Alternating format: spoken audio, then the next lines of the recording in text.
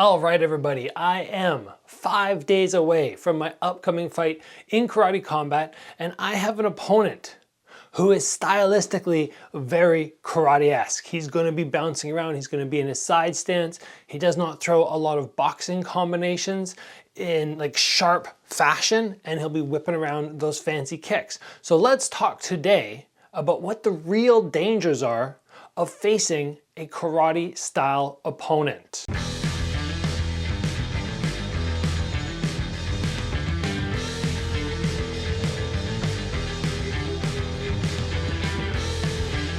One of the most reoccurring comments or questions that come on this channel is, Gabriel, aren't you worried about giving away too much information and your opponent seeing it and taking advantage? And yes, I recognize that this is a very real concern. So, because I am going to be fighting in 5 days and somebody could be watching this, I'm not going to be showing you what I'm going to do to counter the dangers of this karate style. I'm just going to very simply be pointing out, if you are facing a karate person, or when I'm facing a karate person, what I'm going to be looking at as the real dangers. Because let's face it, even though in my mind karate is not the most dangerous of all the martial arts, the striking martial arts, it definitely has its place and it definitely has things which are scary. And before you go, whoa, well, I wonder what Gabriel thinks is the most dangerous striking style. I'm going to ask him in the comments.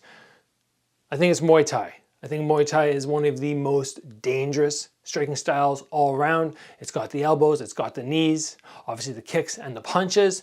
The athletes are crazy tough. And I think that is basically where you go if you want to be one of the most dangerous strikers in the world. That is your style. But today we are talking about karate. So the very first thing that I want to point out being dangerous about the karate style, which you may not prep for when facing opponents in kickboxing or Muay Thai, is the fancy techniques. Generally the spinning techniques, but sometimes flying through the air as well. These are techniques or attacks that we are not used to seeing, but can generate so much force. And I can think of, like on all my fingers, the number of times that I have seen Muay Thai fighters get taken out by fancy techniques because they do not normally see them coming.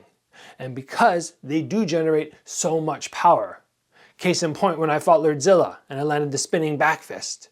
Probably only caught him because he didn't know what the heck was coming, and once somebody turns their back and comes around, you're, for that split second, a little thrown off. So facing a karate opponent, you need to make sure that you are almost in like a shark tank or a gauntlet where you have people attacking you from all sides with all sorts of crazy techniques, so that when somebody busts this out in the fight, it is not foreign to you and you do not panic. Because the reality of fancy kicks are, they are no different in angles than other techniques. If you throw a left round kick at my head right now, I block it. If you throw a spinning hook kick off your right leg, I block it in the exact same way. The reason that these techniques are dangerous is people panic, and instead of blocking correctly, they do something wrong. So making sure that you have comfort when these techniques come at you is imperative to make sure they do not land.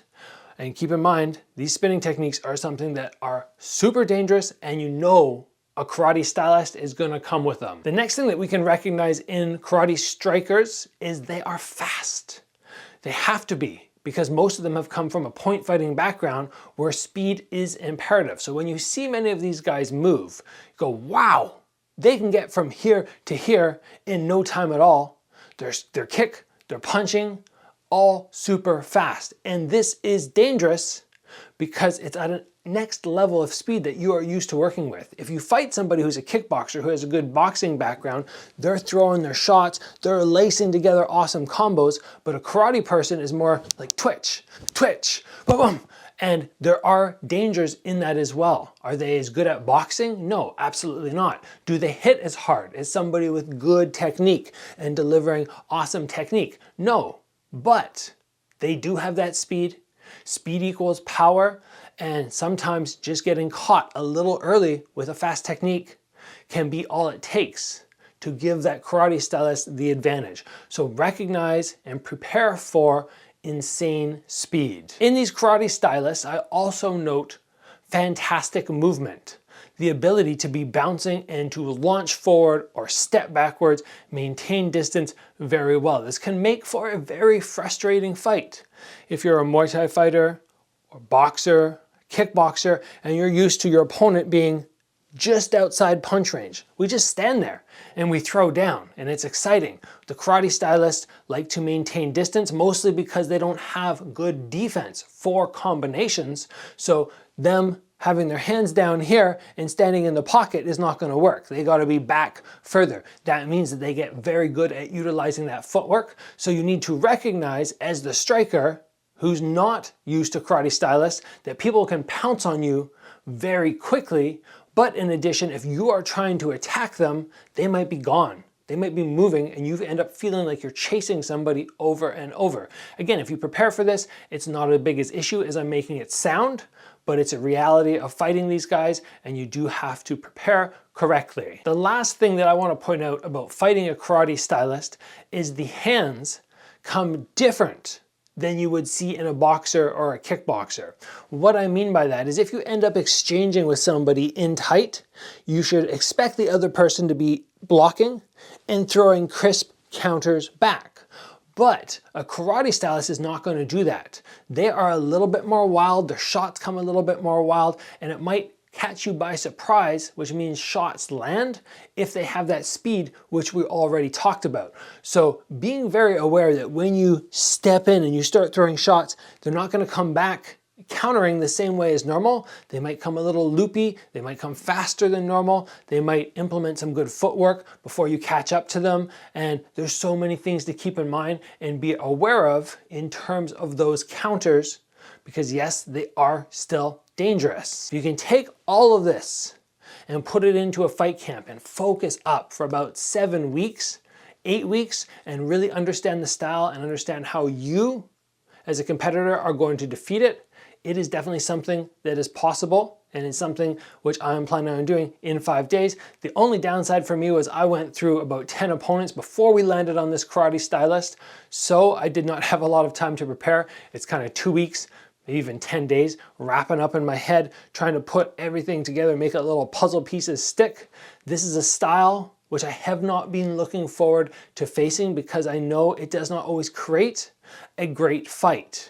I want to go in and exchange and put on a good brawl like I did in my last fight against Bruno Assis, but the other guy doesn't want that. It ends up making for sometimes an uglier fight or a less active fight. But at the end of the day, my one goal is to get the win, and then after that is put on a really good fight. But the win is always number one. And that is what I'm coming for on December 17th. Remember, you can check this fight out live on YouTube at the Karate Combat channel. I will keep you guys updated throughout the full week. I leave tomorrow to start my travels, so there probably will be a day there where I'm not posting a whole lot or maybe not keeping you as up to date as I would like to. And then when I get to the hotel, and I'm able to go through fight week, I will try to get some footage for you and show you what I'm up to. Then I have weigh-in day on Friday and then competition day on Saturday, where hopefully you will be watching live from the Karate Combat YouTube site.